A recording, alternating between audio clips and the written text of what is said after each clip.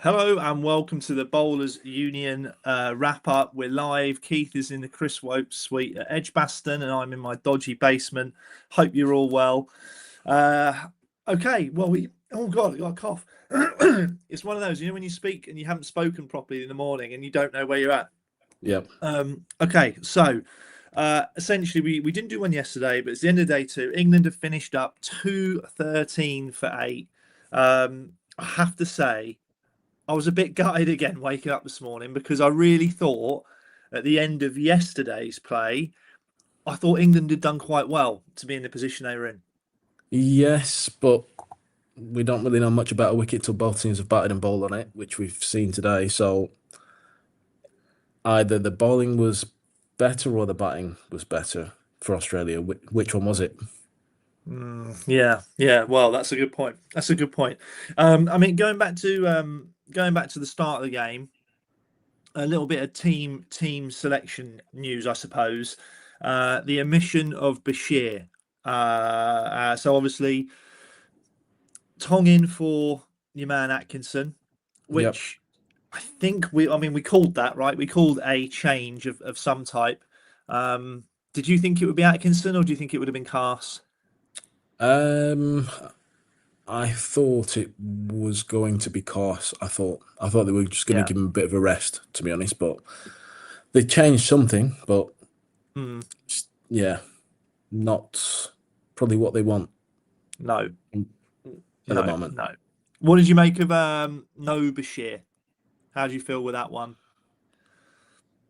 It just doesn't look good that they've basically pushed him for the last few years of being the next best thing and then not including him and playing Jacks again.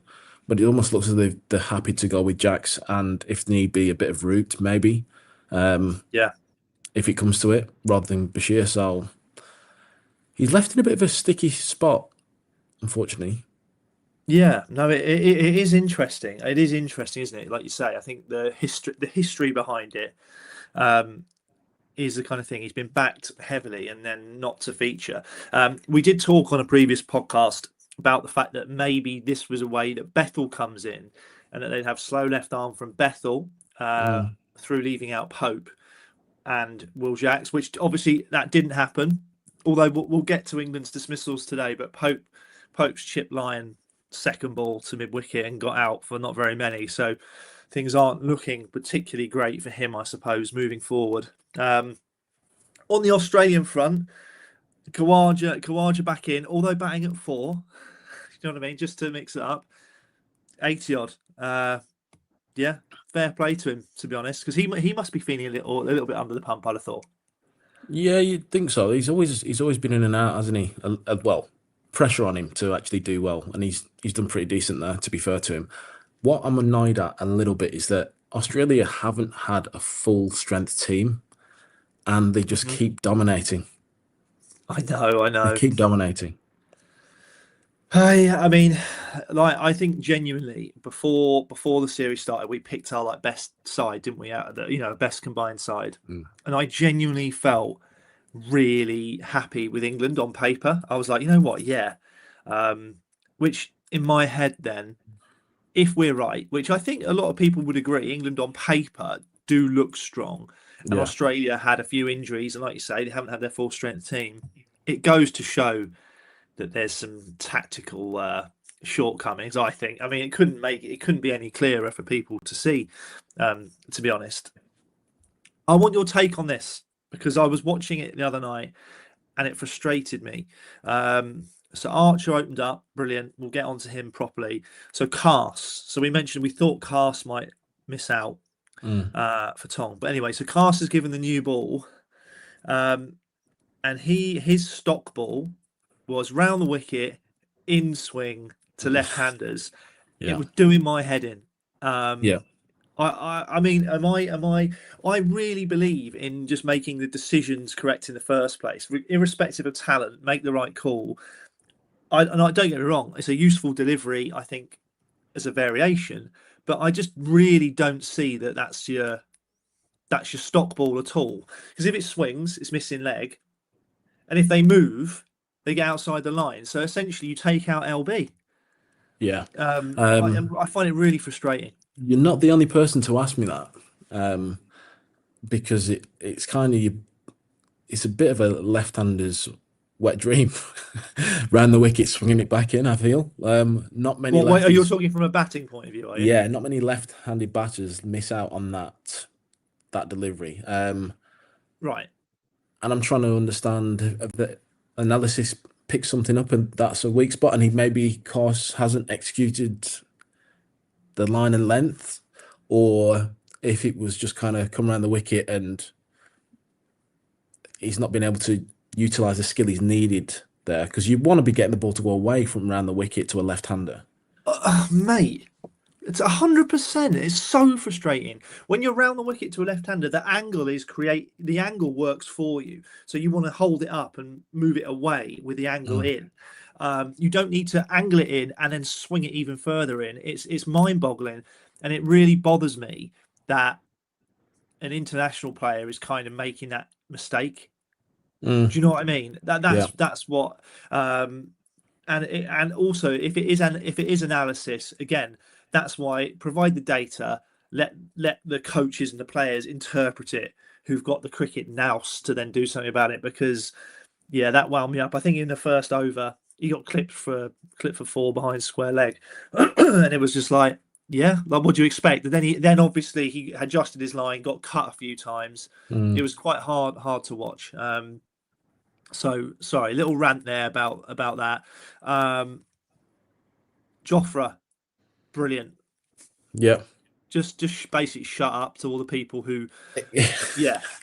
I know you've probably got views on this. No, I'd agree. I think he just kind of just like, right, everyone just be quiet. I know what I'm doing. And he's executed what he wanted to do.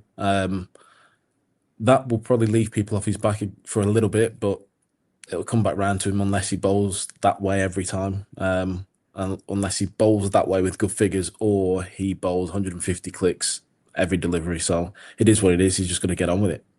Yeah. Well, I'm really pleased for him. And again, like, there's a bloke who that's how you bowl at left-handers as well. He has it nailed down perfectly. So people who've got that sort of shape on the ball should certainly be looking at him for a bit of inspiration. So at the end of the day, anyway, Australia were 320 for 8, and the history of Adelaide, I was like, you know what? If England do a job in the morning, they've done well. I genuinely thought that. I was quite excited. It didn't quite work out. They added 50. Archer got his fifer, which is obviously great, but they added another 50 runs in the morning, which took them to the 370 odd mark. It's tough, isn't it? It was extremely hot. They obviously left a lot out there the day before, but that's really they needed to take 2 quick ones. Yeah, but at the same time, it kind of shows, if you apply yourself, what can be done. Basically, the extra runs that are there, which then you'd want it to give your batters a bit of confidence as well. If you're the fielding team, to go, they've put a decent partnership, we just get our heads down and battle away. But going into that England innings, it's not gone as planned, has it? No. So Pat Cummins back in, which is ultimately pleasing. You want to see world-class players on the path, and he's obviously got over his stress response. 3 for 54, and he gets the ball to nip away. But I'm trying to work out, is this just extremely late swing masquerading as nip, or is it genuine nip? Because he's a little bit, do you know what I mean? His release, he kind of fires it in and holds it up.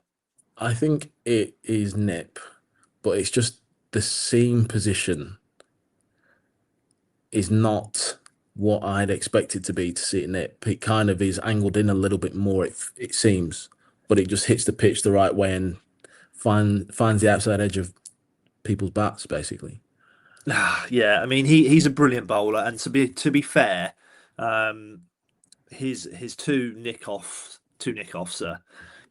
that's part of cricket, isn't it? It's what you're in it for. To be honest, just really nice bowling. So he's back. The other man who's back is now Australia's second all-time leading bowler. That's Nathan Lyon. So he's back in, and he got a bit of a gift, didn't he? Second ball from Ollie Pope, who's just chipped one to mid wicket. Yeah, it's almost it's frustrating because I've played against him quite a bit, and you know how good he can bat. But it seems as though someone's saying to him, "Come on, find a way of getting out. Can you show me how to get out in this situation? Just kind of make it look as though you're giving them your wicket. Go on." That is really frustrating because for me, at the start of this test or before the start, he looked in really good form, and I don't even know what he's averaging at the moment this Ashes test, but it's not looking good. To be honest, that dismissal, thinking about it, put your coach's hat on. Quite a good little drill just for some catching on the leg side, isn't it? Do you know what I mean? Just sort of. If you're right, let's say you were let's say you were a fielding coach. Mm-hmm. You would never think of, let's put a man there and we're going to throw the ball and I'm going to hit it to you direct. You can get catches like that. You're not making that a match scenario fielding session, are you? But no, he's got a wicket there. I'm glad for Lyon. Obviously, he missed out the last test, and it's good to see him take some wickets. But unfortunately for Pope, I feel like Bethel's shoulder to shoulder with him now. He's gone from standing behind him to he's in the same frame right there. He's probably playing the next test. This is a great example of like how your value goes up sometimes, even when you're not playing. Like Bethel at the moment, everyone's chomping at the bit for him. Oh, they're like, oh God, I want to see a bit of Bethel. And actually, unfortunately, Pope's doing a lot of Bethel's work for him. So obviously, Lyon got a couple of polls, and really just to sort of wrap it up today for this live, England have finished 213 for 8. Just wanted to touch on the areas the Aussies bowled. To be honest, magnificent, weren't they? Boland just absolutely just relentless in his areas. I mean, I don't know how much of it you saw because obviously you were probably been training or whatever. But yeah, he was awesome, mate. I think it was something like a kind of shoebox size thing that they put down, on Hawkeye, and he was hitting it 50% of the time. And I don't mean like I don't mean generally in the area. Like he was within that tiny little target, nearly 50% of the time, just proper. Yeah. Do you know what I love the most? Keep her up. Well, it got him one today, didn't it? It did get him one. Yeah. I thought he was outstanding. I thought they all bowled really well, and we are seeing a current kind of weaker Australia team just dominate England's full strength team. It kind of really puts a downer on English cricket for me. Yeah. No, it does. And again, we touched on it. You're watching Stokes, who's batting well. It has to be said, and he's working so hard. And it looks like he's just trying to show the lads how to apply themselves. Yeah, that's what it does. Genuinely look like that. Yeah. It's. I mean, are we talking the end of the road soon for these coaches, or what? They're going to lose. They're going to realistically at this point, it looks like they're going to lose this game as well. I'd be staggered if they're going to come back from a deficit like this at Adelaide, because it does spin more and more and more. So when they go 3-0 down, blokes' jobs have got to be on the line, surely. Yeah, I don't know. Maybe. I mean, this team has been primed for this Ashes and the next few years. So, do they stick with the coaches, hoping that they learn from the mistakes, or what? Well, I don't know, mate. You sent me a clip of Harry Brooks' interview from in the week. One of the worst interviews I've ever heard. I'm not going to lie.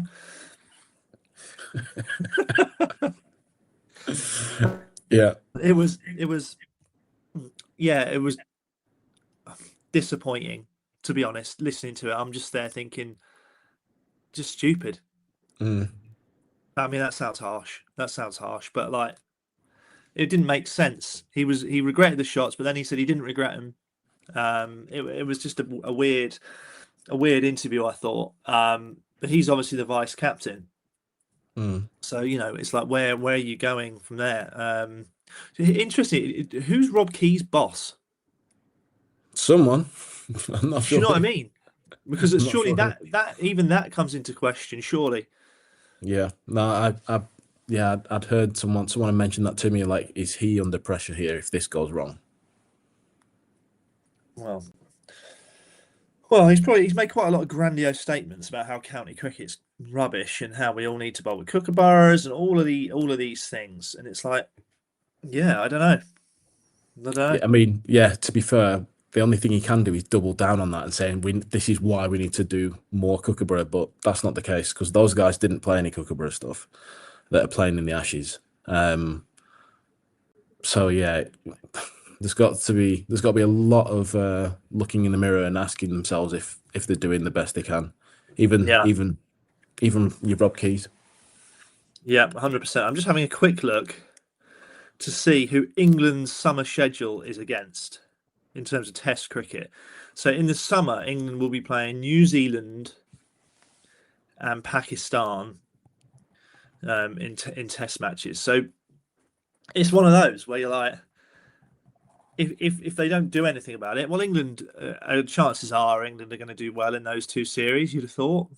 You'd like to think. Well, you never know. You never know. Are we going to come on and have a nice podcast at any point? When England do something decent, then yeah, I reckon. I'm a fan, right? I am genuinely a fan of England. I really want them to do well. So, I woke up early this morning. I got George out of bed, my lad.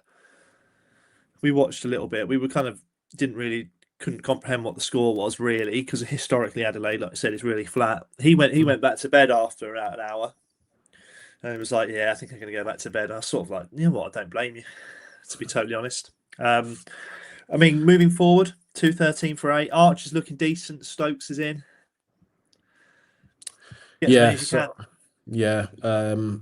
This I can see this being again the second innings with England.